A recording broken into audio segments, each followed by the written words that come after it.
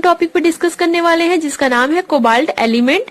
Cobalt element से related काफी कुछ चीजें आज हम देखने वाले हैं, जैसा कि कोबाल्ट एलिमेंट भी डी ब्लॉक के एलिमेंट के अंतर्गत जो है वो आते हैं। इसके oxidation state, oxides and binary compound, complexes, सारी चीजों के बारे में आज हम डिटेल में स्टडी करेंगे। तो चलिए गाइस आज का वीडियो में स्टार्ट करते हैं। इसके अलावा डी ब्लॉक एलिमेंट के और भी नोट्स आप लोगों को बीएससी सेकंड ईयर के प्ले लिस्ट में जो है वो मिल जाएंगे। सो यहाँ पे पीरियोडिक टेबल में हम कोबाल्ट का पोजीशन देख लेते हैं। यहाँ पे आप देख रहे हो डी ब्लॉक के एलिमेंट में कोबाल्ट, जिसका एटॉमिक नंबर है 27। और अगर इसके हम ग्रुप की बात करें तो ये जो है वो 9th नंबर के ग्रुप में जो है वो आते हैं कोबाल्ट। और अगर हम इसके पीरियड्स की बात करें तो चौथे पीरियड में जो है ये स्थित है। तो चलिए गाइस और भी हम कोबाल्ट के बारे में देख लेते हैं। और बहुत ही जल्द हमारा डी ब्लॉक का एलिमेंट जो है वो कंप्लीट होने वाला है। केवल निकिल, कॉपर और जिंक जो है वो बच गया है। तो चलिए गाइस हम नोट्स की तरफ जो है वो आते हैं। सो गाइस स्टार्ट करते हैं हम सबसे पहले कोबाल्ट का इंट्रोडक्शन में हम देखते हैं कि जो इसका साइन होता है वो CO होता है। ये जो 9th नंबर के ग्रुप में जो है ये कोबाल्ट जो है वो प्रेजेंट होते हैं। इसका जो एटॉमिक नंबर होता है वो 27 होता है।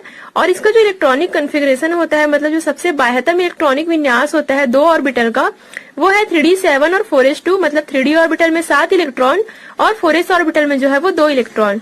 इसके बाद हम लोग most important short type question में आते हैं, मुख्य अयस्क। सो जैसा कि मैं आप लोगों को हमेशा कहती हूँ कि जितने भी डी ब्लॉक के एलिमेंट है उनके अयस्क और खनिजों के नाम जो है वो आप जरूर याद कीजिएगा। तो यहाँ पे भी हम देख रहे हैं विद केमिकल फॉर्मूला के साथ इसका हम देखेंगे। सबसे पहला है कोबाल्टाइट, जिसमें है COASS। दूसरा है स्माल्टाइट, जिसका फॉर्मूला हम लिखेंगे COAS2। तीसरा है लिनियाइट, जिसका फॉर्मूला है CO3S4। तो ये है गाइस इसके मुख्य अयस्क। इसके बाद हम इसके फिजिकल प्रॉपर्टीज पे आते हैं। यह दिखने में आयरन के समान होता है, लेकिन यह अधिक कठोर होता है। मतलब इसमें कहा जा रहा है कि ये दिखने में लोहे के समान होता है, लेकिन ये थोड़ा सा लोहे से ज्यादा कठोर होता है। इसका जो गलनांक है, मेल्टिंग पॉइंट, वो 1495 डिग्री सेल्सियस होता है, क्योंकि जितने भी मेटल होते हैं उनका मेल्टिंग पॉइंट हमेशा ज्यादा ही होता है। इसका जो क्वथनांक होता है, बॉइलिंग पॉइंट, 3100 डिग्री सेल्सियस जो है वो ये होता है। इसमें लोहे के समान लौह चुंबकीय गुण जो है वो पाया जाता है। मतलब जैसा कि हमने पढ़ा था कि जो लोहा, मतलब जो आयरन होता है, उसमें लौह चुंबकत्व का गुण पाया जाता है। तो इसमें भी सेम वही क्वालिटी जो है वो पाया जाता है, लेकिन आयरन के मुकाबले थोड़ा सा कम होता है। लेकिन अगर हम इसे 1000 डिग्री सेल्सियस टेम्परेचर पर अगर इसे हम गर्म कर दे तो ये जो है वो नॉन मैग्नेटिक हो जाता है। मतलब जो अपना चुंबकीय गुण रहता है उसे ये खो देता है। तो ये है गाइस इसके फिजिकल प्रॉपर्टीज। अब हम इसके केमिकल प्रॉपर्टीज जो है वो स्टार्ट करेंगे। हम देख लेते हैं इसके रासायनिक गुण, जिसे हम केमिकल प्रॉपर्टीज भी कहते हैं। तो सबसे पहले अगर हम कोबाल्ट को एसिड के साथ जो है वो मिलाएंगे, एसिड के साथ इसका जो है वो रिएक्शन कराएंगे, तो CO प्लस H2SO4, तो यहाँ पे COSO4 प्लस H2 जो है वो रिलीज होता है। मतलब यहाँ पे कोबाल्ट सॉल्ट का जो है वो फॉर्मेशन होता है। सेकंड ये है कि कोबाल्ट को 900 डिग्री सेल्सियस के ऊपर गर्म करने पर कोबाल्ट मोनोऑक्साइड COO बनता है। कोबाल्ट हैलोजन तथा अधातुओं से आसानी से जो है वो रिएक्शन कर लेता है। मतलब नॉन मेटल थिंग्स या फिर हम हैलोजन के साथ इसका रिएक्शन कराते हैं तो ये आसानी से जो है वो रिएक्ट कर लेते हैं। काफी छोटा सा ही केमिकल प्रॉपर्टीज है। इसके बाद हम इसका यूज देखते हैं, क्या क्या इसका यूज हम कर सकते हैं। तो कोबाल्ट के भी काफी ज्यादा यूज है, जैसे कि इलेक्ट्रोप्लेटिंग में जो है वो इसका यूज किया जाता है, मतलब विद्युत लेपन में, काटने वाले औजार बनाने में। जितने भी औजार वगैरह सारे मेटल के बने होते हैं, जैसा कि आपको पता है। तो जितने भी काटने वाले औजार होते हैं वो कोबाल्ट से जो है वो बने होते हैं। और पेंट उद्योग में भी जो है वो इसका यूज किया जाता है। तो ये है गाइस इसका यूज। अब हम इसका ऑक्सीडेशन स्टेट जो है वो स्टार्ट करते हैं। हम देख लेते हैं कोबाल्ट की ऑक्सीकरण अवस्था। कोबाल्ट जो है वो -1, 0, +2, +3, +4 ऑक्सीकरण अवस्था जो है वो प्रदर्शित करते हैं। सो इसमें से जो +2 और +3 है वो ज्यादा इंपॉर्टेंट है, क्योंकि इस जो +2 और +3 है उनके जो कंपाउंड बनते हैं वो ज्यादा स्टेबल होते हैं, जबकि +4 के से रिलेटेड जो भी कंपाउंड बनते हैं वो उतना ज्यादा स्टेबल जो है वो नहीं होते हैं। कोबाल्ट के लिए +2 एवं +3 ऑक्सीकरण अवस्था जो है वो महत्वपूर्ण होते हैं। +5 ऑक्सीकरण अवस्था जो है वो ज्ञात नहीं है। कहने का मतलब है कि केवल +4 तक ये जो ऑक्सीकरण अवस्था जो है वो प्रदर्शित करते हैं। +5 तक ये ऑक्सीकरण अवस्था जो है वो प्रदर्शित नहीं करते हैं। उसके बाद -1 एवं 0 ऑक्सीकरण केवल कुछ ही यौगिकों में पाए जाते हैं। ये जो निम्नतर ऑक्सीकरण अवस्था जिसे -1 और 0 कहा जाता है, ठीक है, तो इसमें जो है वो ज्यादा कंपाउंड जो है वो नहीं बनते हैं इस ऑक्सीकरण स्टेट में। +4 ऑक्सीकरण अवस्था अस्थायी होते हैं। तो केवल +2 और +3 स्थायी होते हैं। बाकी +4 के जो भी कंपाउंड बनते हैं वो उतने ज्यादा स्टेबल जो है वो नहीं होते हैं। कोबाल्ट के बाइनरी कंपाउंड एंड कॉम्प्लेक्स +2 एवं +3 ऑक्सीकरण अवस्था में पाए जाते हैं। इसमें कहा जा रहा है कि कोबाल्ट के जो भी द्विअंगी यौगिक बनते हैं जैसे कि कोबाल्ट ऑक्साइड, कोबाल्ट सल्फाइड, ये सारे जो है वो केवल +2 और प्लस ऑक्सीकरण स्टेट में जो है वो बनते हैं, क्योंकि ये जो +2 और +3 है वो ज्यादा इंपॉर्टेंट है, महत्वपूर्ण है और ज्यादा स्थायी भी होते हैं। इनके जो भी कंपाउंड बनते हैं वो +2 ऑक्सीकरण अवस्था जो है वो ज्यादा स्थायी होते हैं।